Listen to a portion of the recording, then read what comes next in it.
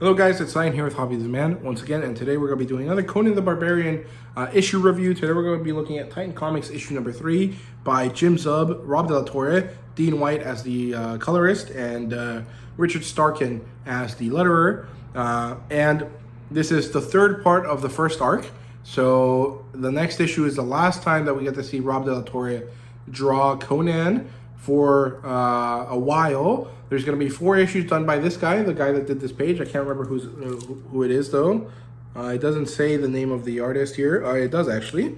By Doug Braithwaite, or Braithwaite, I don't know. He's going to do the next arc, and then after that's going to be Rob again, and then after that's going to be Doug again, and then after that, it's Nebulous. Jim Zub told me this on Twitter, or X,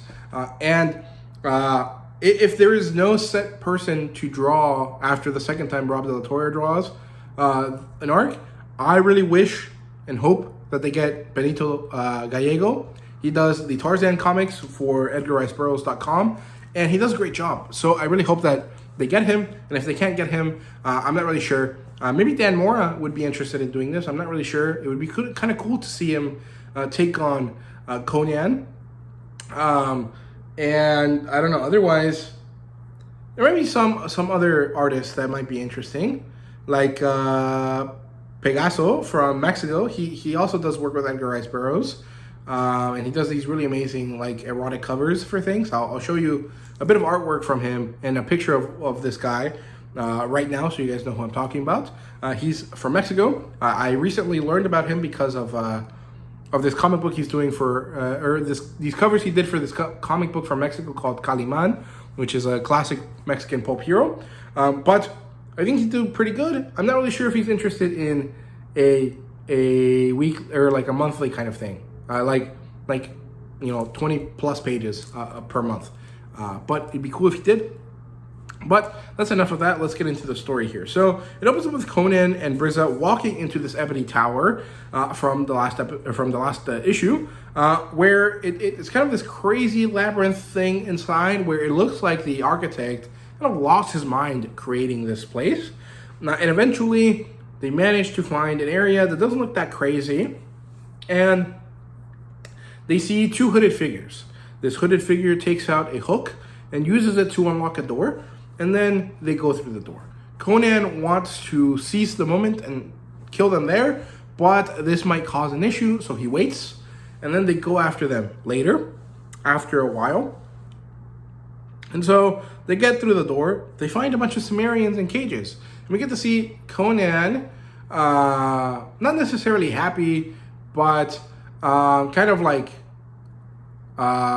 relieved almost, it feels like, to see that there's other Sumerians from his tribe still alive. They recognize him, they are happy to see him, and then Conan gives a speech to try to rouse their morale again because they've lost it, and he manages to invoke their might given to them by Crom at birth, and so they regain some of their fervor, their personal belief in themselves.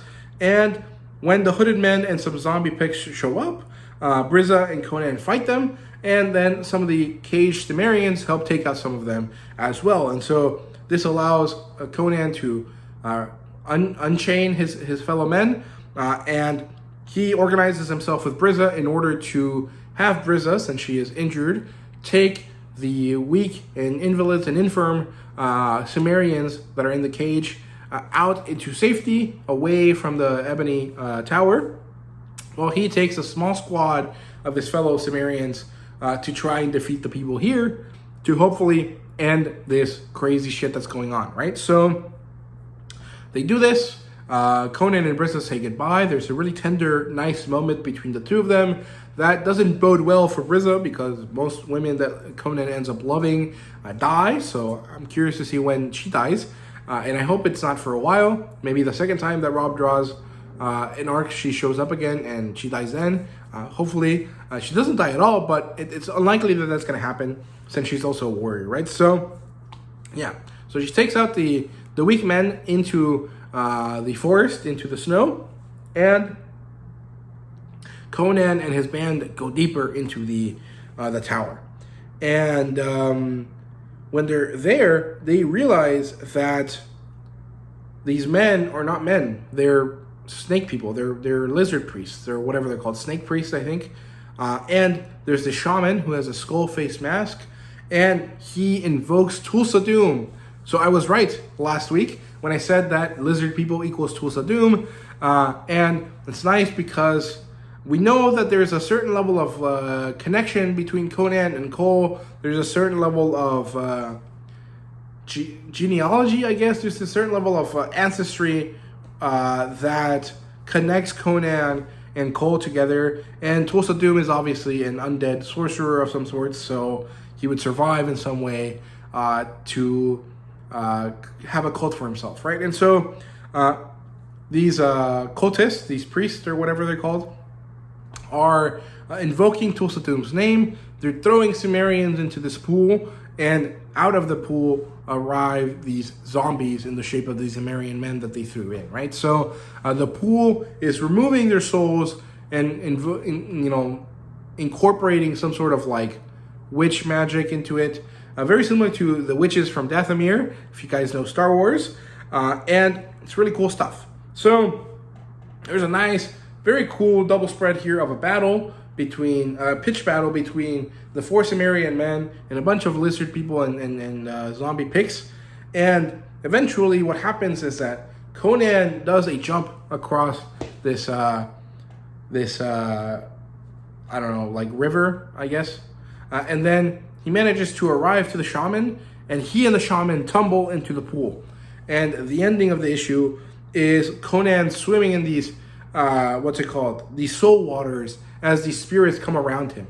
And it reminds me of the Disney Hercules movie, if you guys have ever seen that, when he's in the underworld and he's swimming in the river Styx.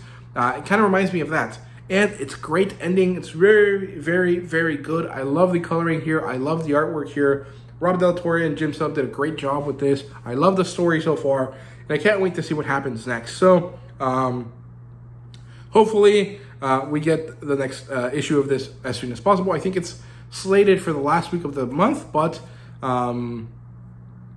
hopefully it comes out earlier. So, yeah, I don't know. That's it, basically. I really enjoyed this. It was a great part of the story. I'm very happy about this. I am curious to know if you guys would prefer I do this differently, where I do less spoilers or more spoilers, or go really into detail, or show you some artwork. I'm not really sure. I do this way because that's how I do it for manga, and it works for manga, but I don't know if the comic book people are interested in something slightly different.